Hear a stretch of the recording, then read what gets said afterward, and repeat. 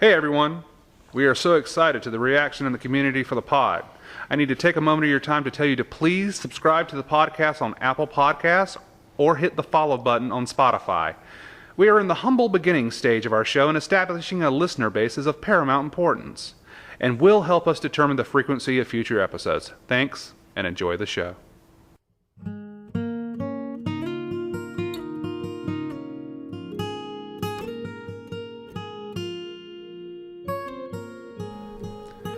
Hello and welcome to the Neuse Little Podcast, an audio program discussing the almost 50-year history of Neuse Little Theater and the backstage antics and stories that come along with running a community theater in a small town.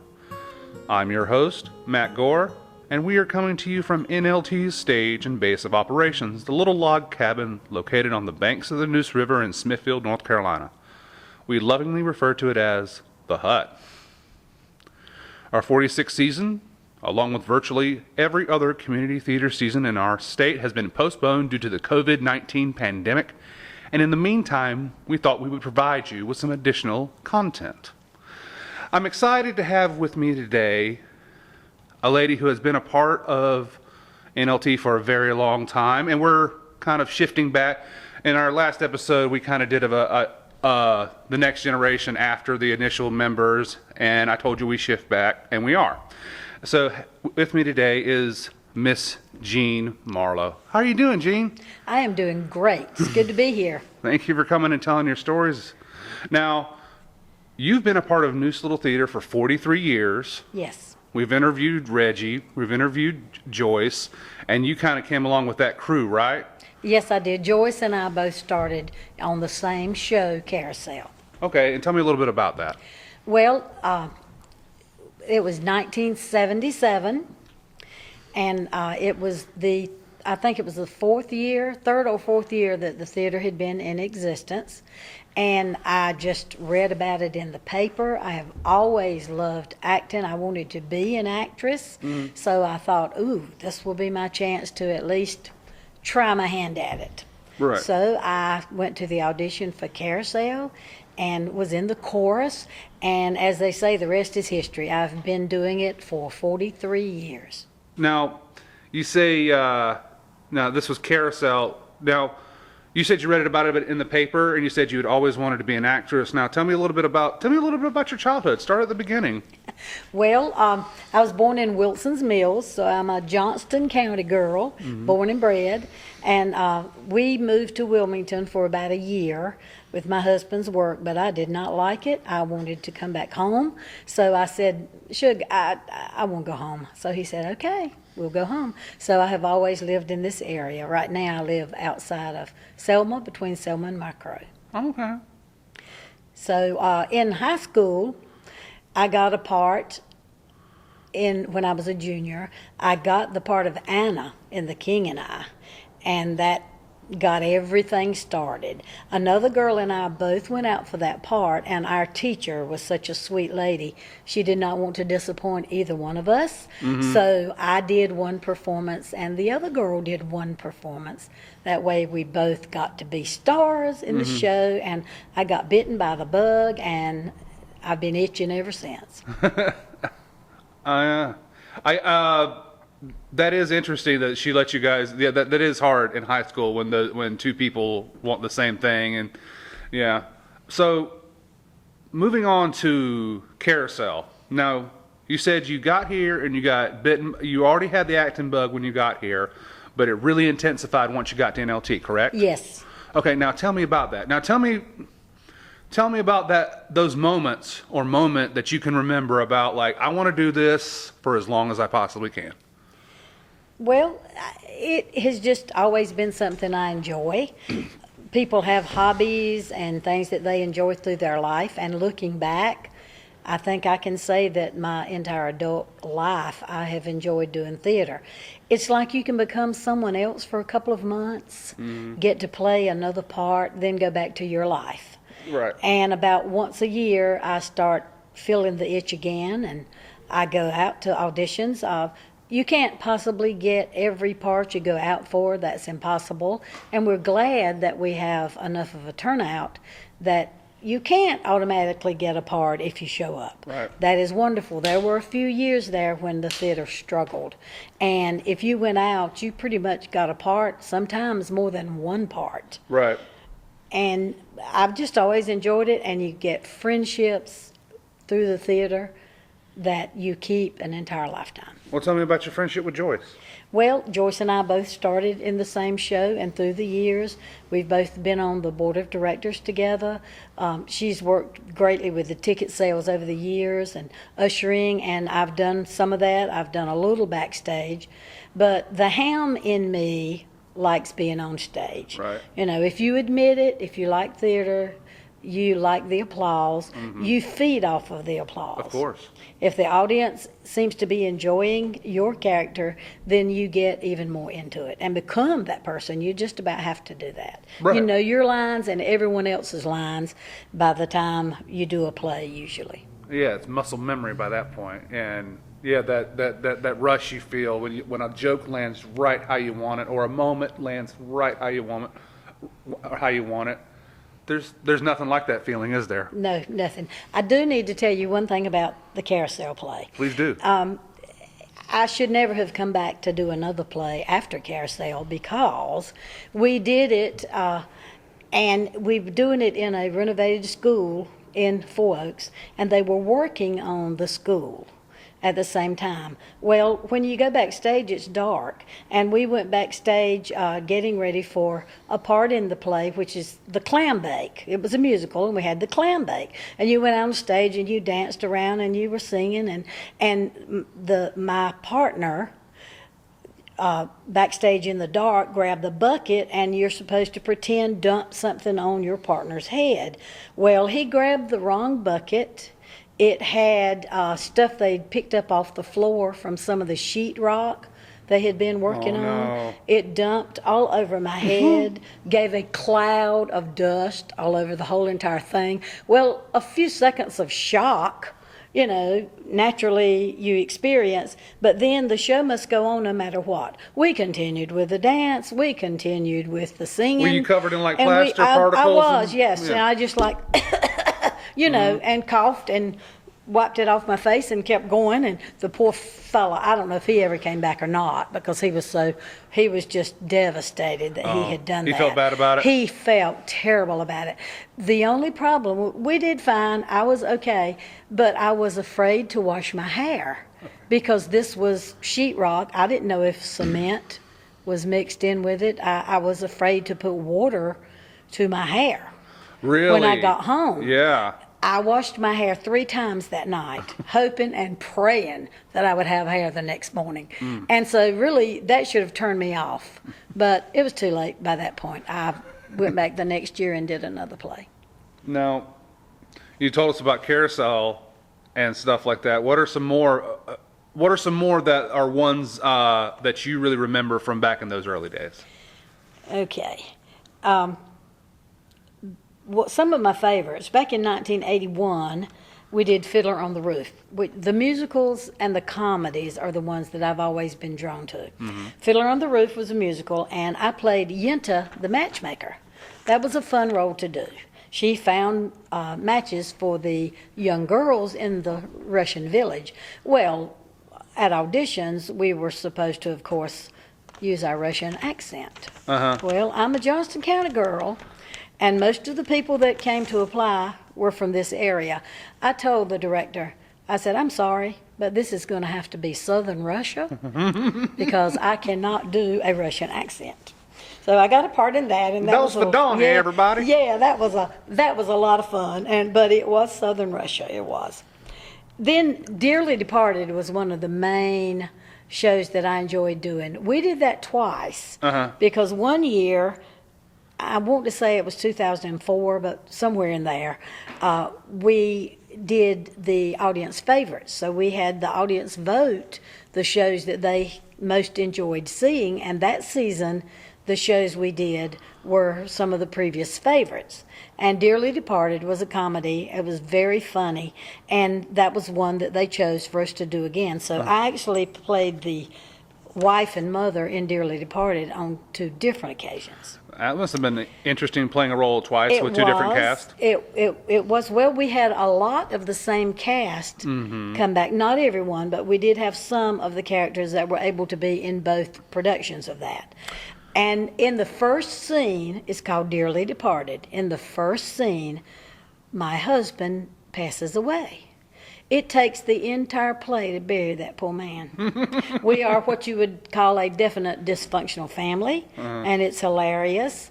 But Tell us about some of your cast members in that play. Cute. Oh, well, in the first act, like I say, the first scene, the husband dies. We're sitting at the breakfast table, and he just keels over. Well, we did this thing in the community that we had a different prominent person in the community that was willing to come and be in that first scene as my husband. So I had a different husband every night. Someone that was known in town in real life. Yates Dobson, the judge, he was at the mayor one night. Fred Toole, who's another seasoned member of our theater group. Was it a different person each night? Yes, it was a different person in scene 1 when he died. Because it's easy to swap out. It's interchangeable. Yes, because that was a very no lines. quick, very simple and easy. He just simply dies. Well, they died in all sorts of imaginative ways. Anything from keeling over to the table. One guy, he decided to slide out of his chair underneath the table. And it was just interesting. It was different, a different person. Did you know what they were going to do every night? Maybe. We discussed it, but it was sort of up to them. So you never do, and this is live theater. So you never know when it's live theater. Anything could happen. Exactly. Right? Oh, and does. Absolutely. It does. If it can happen, believe me, it either has or it will.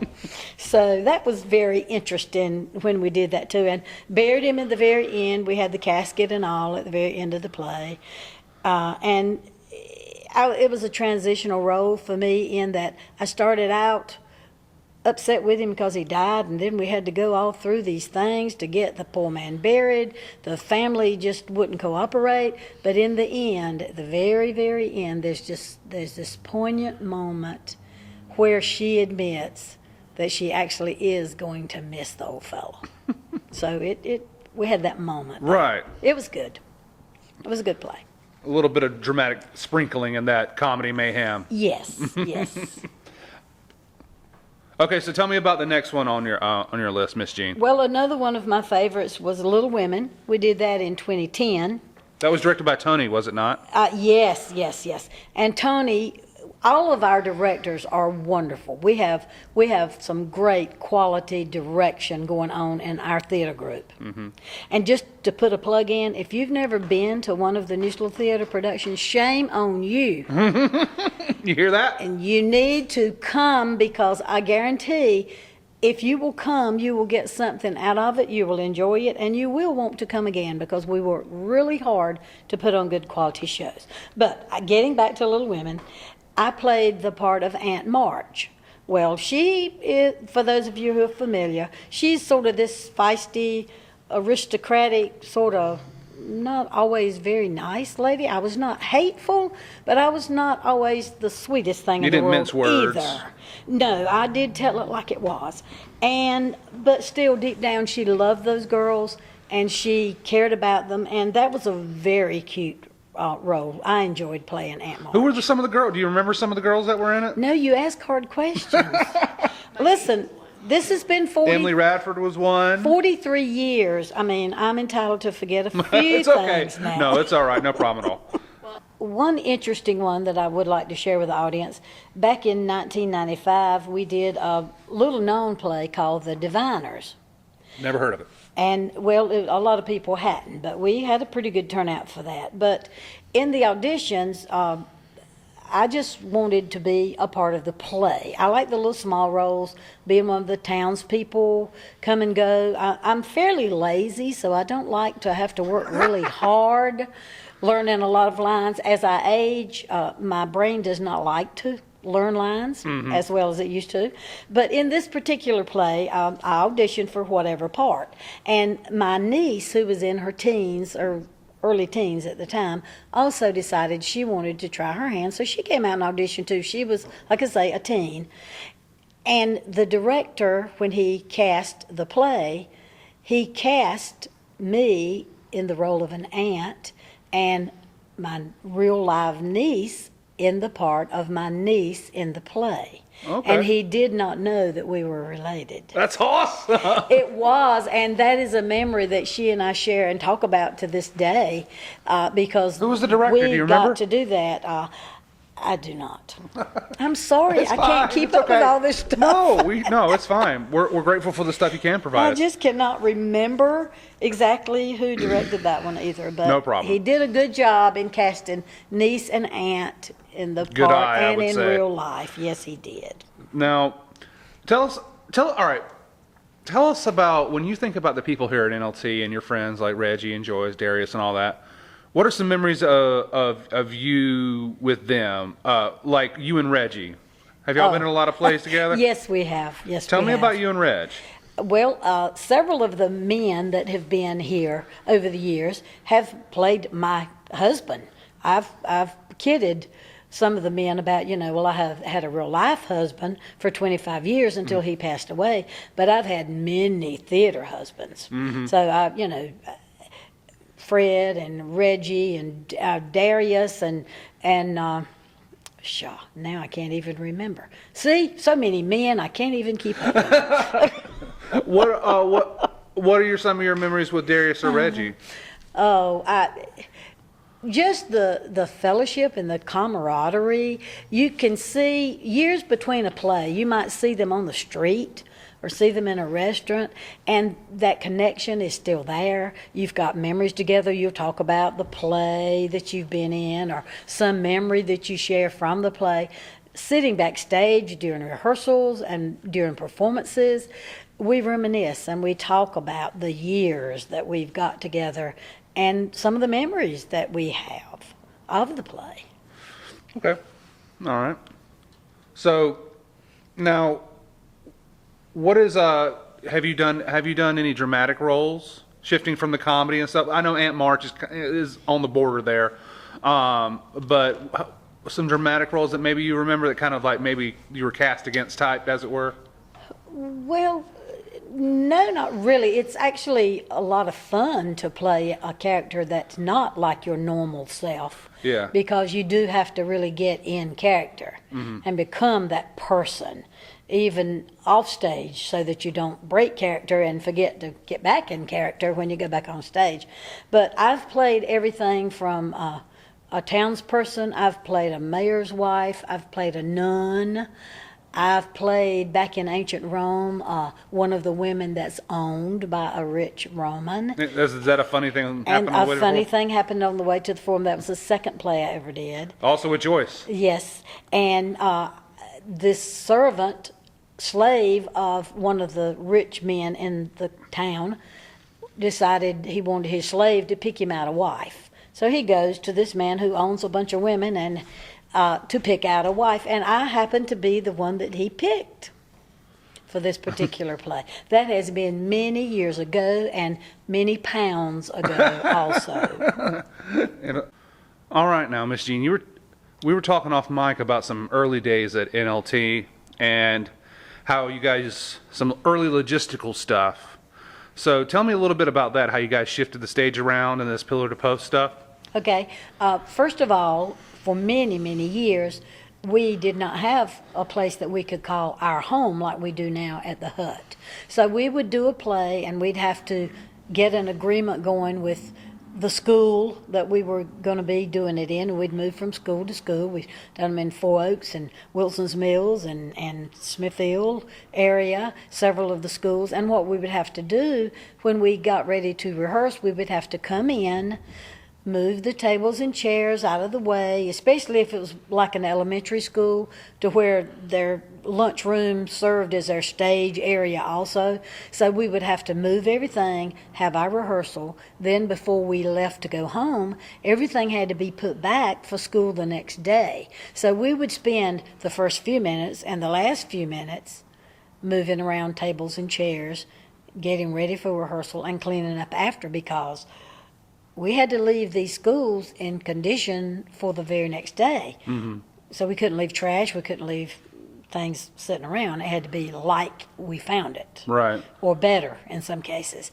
And so we did that for years and years. So that meant moving all of your costumes, moving all your props, moving your sets, and everything had to come and go. And we could not set up to actually do the play till about the last week sometimes.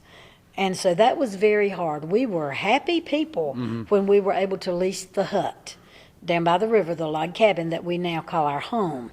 And that has been wonderful. We have a full basement where we can keep props, costumes, furniture, all kinds of things.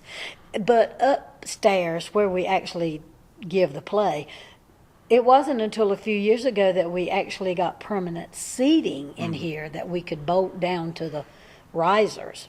So we had to also put in risers, we had to set up chairs, and when the play was over, of course, take it back down because other things were done in this building also. Because there wasn't always a stage here. No. We did not have a stage, and we have had, for those of you who can picture in your mind the inside of the hut, where now when you come in at the doors and you look to the right, that's our stage area, but that has not always been so. We've had the stage at the far left of the building. We have even had the stage by the fireplace, the permanent fireplace. We've had stages for plays there. We've had some down on the floor. We've had different size stages. We've totally taken them down and put them back up again for other plays. Until the last few years, we've had a permanent stage, which is just wonderful because it makes everything so much easier now. You really can't underestimate the value of having your own space. No. We have done the play Baby 2 times with the Neuse Little Theater. That's a musical. And the first time we did it, the stage was all the way at the back near the bathrooms. The stage was back there. This last time we did it, it was back up at the front end of the theater, totally different. I bet that threw you off. It did. For those of us who did both of those plays, it was very interesting. Yeah, Baby was it's a show about 3 separate couples, and they're all having a baby, and they're at 3 separate, every couple's at a different stage of life. Yes. One's just starting out, one's middle-aged, and one's older, you know. Right. It's part of the pantheon of plays that we've done twice here at NLT. When you were transitioning the stage and stuff like that, did you transition early during the rehearsal process, or was it later? Or sometimes did it shift? Both. Sometimes we have taken down and put up walls in the sets before. We have had some that were on rollers that had 2 sets. One, you turned it around, and on the back side you had a completely different set of for the set. We've both. Sometimes we haven't had a set up until the last couple of weeks before the play, and we have had some now more than before because now we have more of a permanent stage. So we've been able to actually use the stage with its correct size more than we did at first.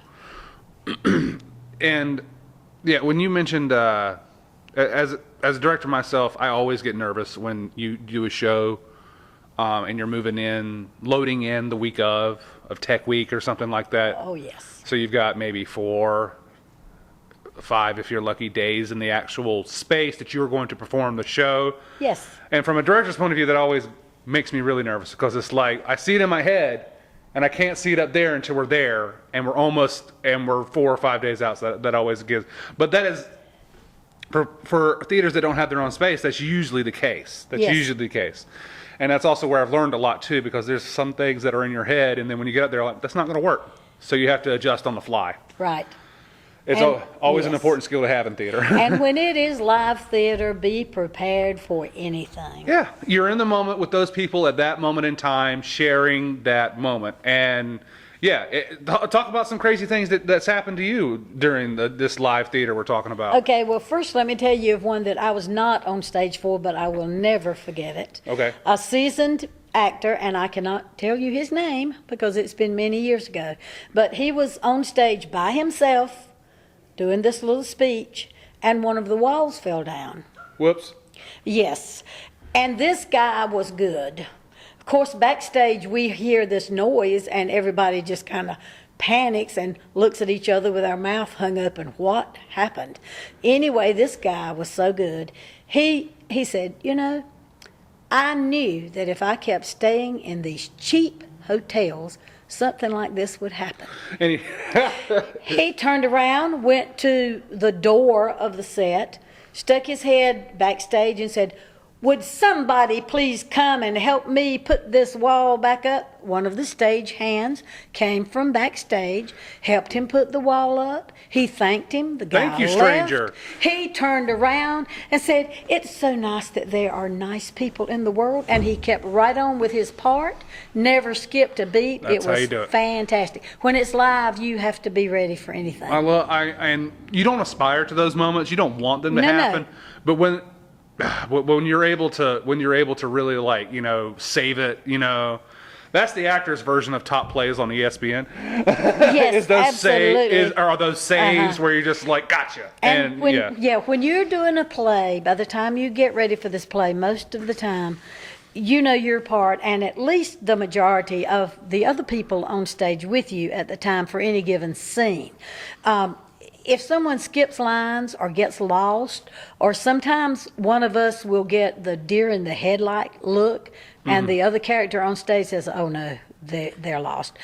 If you know their lines, you can say something like, and what did you do next? Or if they're supposed to say, and I said so-and-so, you might say, and what did you say to that? Like and if there's a get phone them that back. needs to be addressed and picked up, you go like, oh yeah, you were telling me about that phone earlier. And he's like, yes. And you yes. ad lib and you get back, and most of the time the audience is never Right. even aware that anything happened. Now, when you can do that, then you've pulled the show together like you need it to be. Because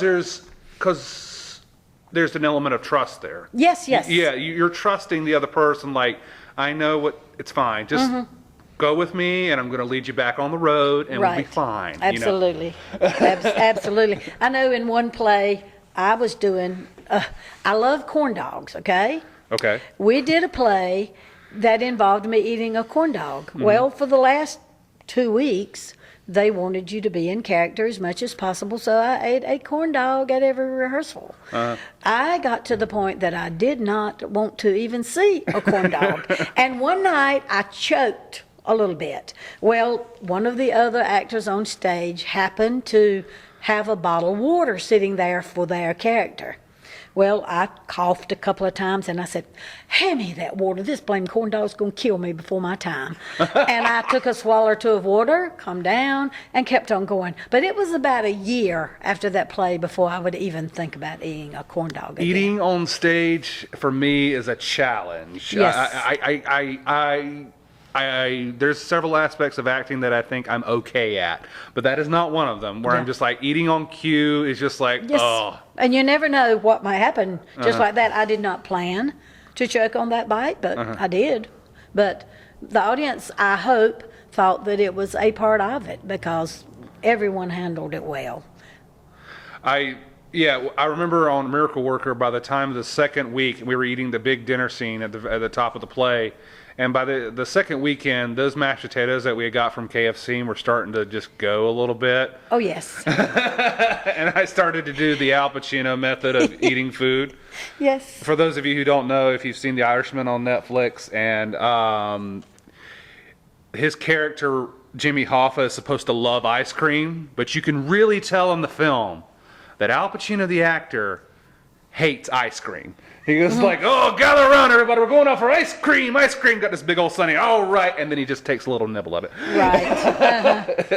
Yes. All right. But I digress. Moving on. Tell me about the next one on your list there. Okay. Well, back in 2012, we did The Curious Savage. That's another I was in this one. play with you. This was our first play together. Yes. That is another one that was not well known.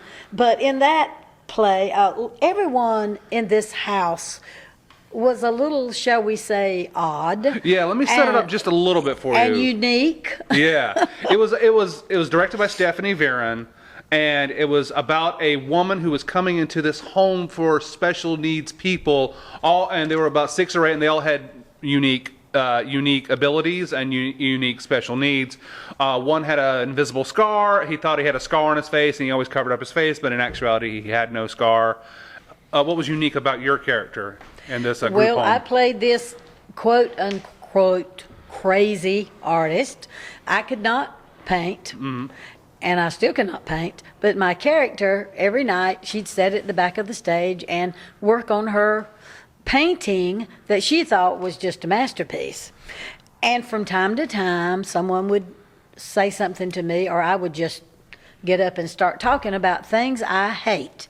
Now, I'm not really a hater by nature, but in that character, I would have to list 10, maybe 15 things that I hated. And you have to at least get the first one and the last one right, because that is often a cue in to the next person's line, and they are listening for that. So you did have to get at least some of those hates in the right place, and that was extremely difficult to do. But Yeah. that's pretty much what I did through that whole play, was talk about what I hated. Your character was really hilarious because I played a senator, and my family was trying to get money from my mother, and one of the ways we were going to try to do this was putting her in this home, and then the court's going to give us the money because she's crazy. Only we can't find it, and it turns out to be in the bear at the very end of the play. Right. And they think, from their perspective, they think that these are just a house of crazy people, but they're far from it. They all become the lady's friend and help her out on this little adventure trying to hide this money and stuff. It's a little sweet story. Yes.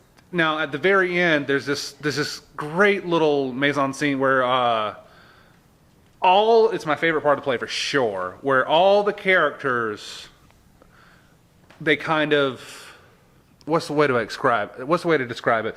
They become normal is not right. That's not what I mean. It shows them what they aspire to be. It shows them in their mind what would be a perfect scenario. Yes, they, in their own mind, become who they think they are anyway. So it would be Aaron's character with the scar would be he doesn't have a scar, Right. and he's completely confident. And then your transition would be like you're a brilliant painter. Well, yes, in my own eyes anyway, if no one else is. Right. It's about the inner beauty in these characters, you Yes. know. All right, so moving on. Okay, in 1984, moving back just a bit, we did The King and I. And those of you familiar with that one know that the king had all these wives and all these children. Well, my character was one of the ladies that looked after the children. So I had no lines at all in this play. Very easy to learn my lines because I had none. All you had to remember was when to come on and when to go off and what to do while you were on stage. And we gave 2 weekends, of course, and back then for that one we gave a Sunday afternoon performance both weekends. Well, the Sunday morning of the first weekend, leaving my house, it had been raining, and I slipped going out my door. And according to my young son, I did a flip, and it landed up on the cement porch. Oh, no. Well, I was hurt a little, but I thought I was okay. I went inside and changed clothes, went on to Sunday school and church, went on to the play that afternoon thinking, I'm a little bit sore. By the time that play was over, I knew there was something bad wrong with me. I went directly from the theater to the emergency room. I had a broken bone in my arm and a broken bone in my foot. So the second weekend of the play, the show must go on no matter what. Correct. I did the play with a cast on my foot and a cast all the way from my fingertips to my shoulder because a break was right in my elbow. And so one of the other ladies, Linda Johnson, who was on stage with me every time she was such a sweet lady. When we had to kneel, because every time the king came up, your head had to be lower than his head. So we had to get down on our knees. There had to be a king in this play. With our faces to the floor, and then back up again, of course, to leave stage. And so Linda helped me down with my broken bones and up with my broken bones. So she gets kudos for that play because I did that play a little bit handicapped, but I still did it because you don't not do a play just because you're hurt. Yeah, I've always said that. I was like, if I don't show up for a performance, I'm in the hospital or dead. Or Yes, I'm on you the better side. be dead. I like my phone's dead, or I'm on the side of the road in my car. There's only so many things that could be. So that was an interesting little twist. And many people over the years have done plays in cast or with crutches or hurt. Darius one year did one. His character had him in a wheelchair, but Man Who Came to Dinner. he would have had to be in a wheelchair anyway because he was not feeling well at all. Was he sick?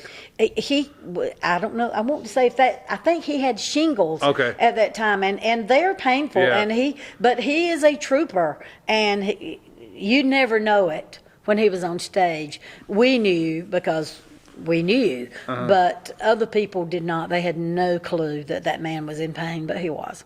Right. Our Town was the last show you were in. Is Yes. that right? Yes. Yes. And you played kind of this character. You played one of the dead people at the end. Yes, I did. I was alive and dead in that We play. got to be dead together at the end Yes, there. The yes. crew of dead. We did. But your character was very part of the choir, and as the choir director, in my mind, just as the character, I was like, she's probably one of the ones that pissed me off a lot. Yes, probably so. Because she's loud. Most likely so, Yeah, yes. but that was your character, and you brought that out so great. A great Oh, little thank you. character bit for you in that one. Now, let's transition to the next one on your list. Okay, back in 87, we did Man of La Mancha. And that play takes place in the dungeon. The whole entire play, every character is on stage for the whole play. Okay. Well, we're in the dungeon, so naturally, we have dirty, filthy clothing on. So we would have to make these costumes and then go out and promptly get them filthy. So you have brand new clothes that you made just for the play. Then you had to go play in the mud, get them wet, then throw dirt on them, whatever you had to do to make them filthy. And this play had a play within a play. And so even when we're not involved in lines, the people in the dungeon are still sitting around the edges of the stage. We have to stay in character.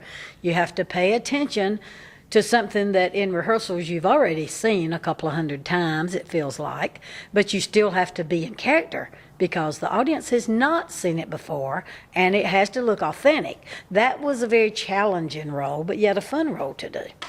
Yeah, different aspects of acting there. Just Yes.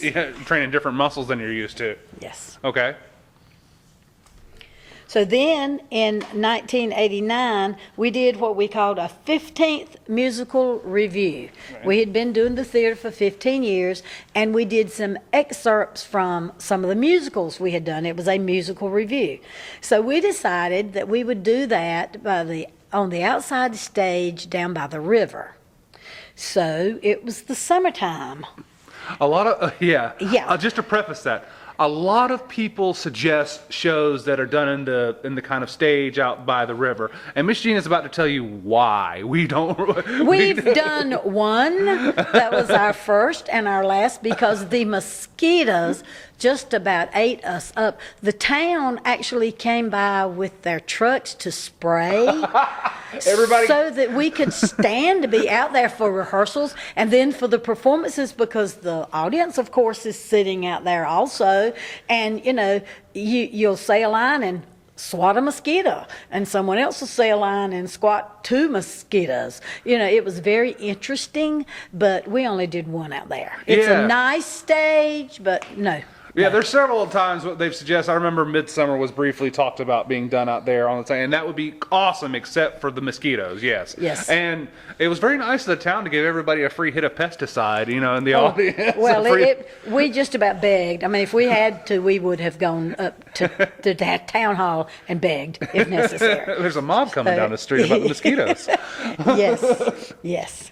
So then in 1989, out at JCC College, we did a play called Johnston. That was the history of Johnston County, written by Doris Cannon, who worked at the newspaper. Doris was a staunch supporter of the Neuse Little Theater for many, many years. Yes, our Cannon Awards are named After Doris Cannon. Yes, yes. She was a very big supporter, and she wrote a play about the history of Johnston County, and we did that at the college. Like I say, back in '89. Interesting. Tell me about this play. That was very interesting. Well, if you were in a part of this, you were just in like a little vignette, where you might be on stage for 2 minutes. That might be all you did, or you might have played more than one role. And more like a museum piece. Yes, it was. You'd say they tell a little about this part of Johnston County history, and maybe something about some of the people in Johnston County. It's been a few years, so I don't really remember a lot of details, but I know that was a big production at the time and got a lot of publicity, both for us and for the News and Observer, Smithfield Herald, and all of those papers. I want to see a copy of that script somewhere. I want to see there's got to be some type of, dig that up somewhere, because that's interesting. Well, that was excellent. That was excellent. Yes, Doris Cannon, a big part of the theater for many years, big supporter, and one of the people that really helped shape this place into what it is today. Oh yes, absolutely, absolutely. Yeah. Okay. Okay, and we do an awards banquet usually at the end of our theater, and it's like our own version of the Academy Awards. Right. And we have several people that work really hard getting that together. Nancy Gibbs is one of them. I know there's others. Yes, and our resident theater video buff, I guess, Mita Toole. Mita Toole does a lot of work on that too. Yes, she does the presentations and the she does a lot, and we have little excerpts from all the plays that are done. Yes, and to say the awards, the nominees for best actress and best actor, best supporting actor, and lots of different ones. Best play, best costumes. Lots of different ones. Yeah, we have our own little version. Play, like little bits of your performance play when you're nominated and stuff. And that stuff looks easy, but it's not easy to throw together because you have to look at the play, see what fits, see, this is good, that doesn't make sense out of context. So hats off to Mita for doing that too. Lots of hard work. And also to Fred Toole for hosting it every year. Yes. He does it used to be Reggie. Reggie did it for many years, and Fred did it. Fred still does it.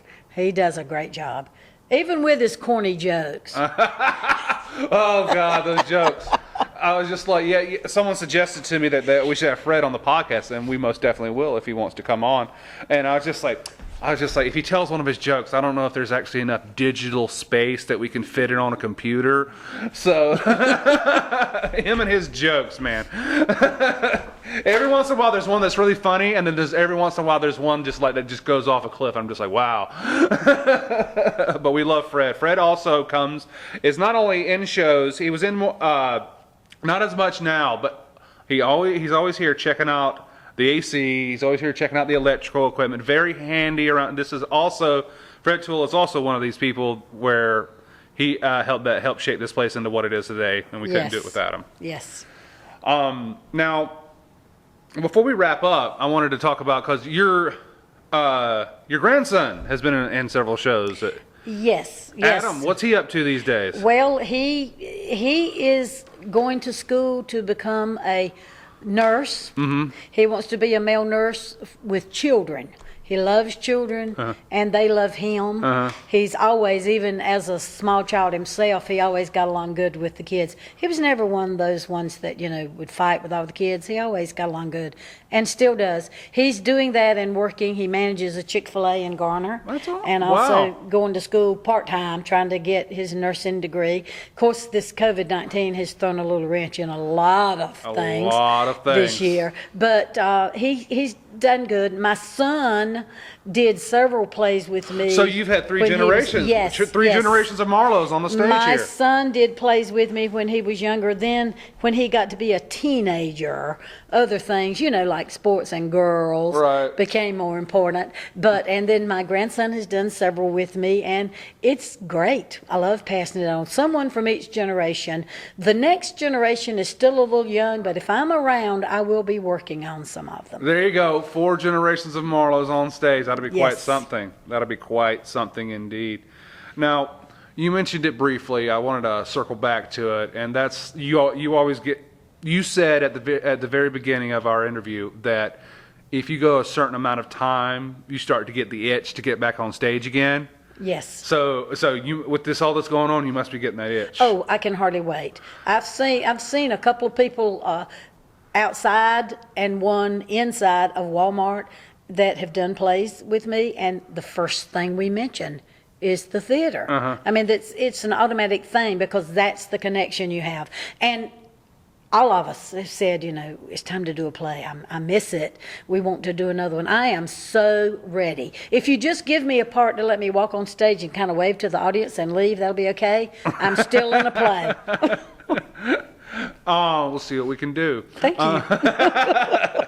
And yeah, you're right. It is one of those things you take for granted, where it's just like, well, we do 5 shows a season, and what's the next one? And then it's just like, there hasn't been a next one for a while. Yes, But having said that, for better or for worse, this is not a news podcast. You guys, I'm sure, have enough of that in your normal everyday life. But I do think we are closer than we were before when we started this podcast. So Good news.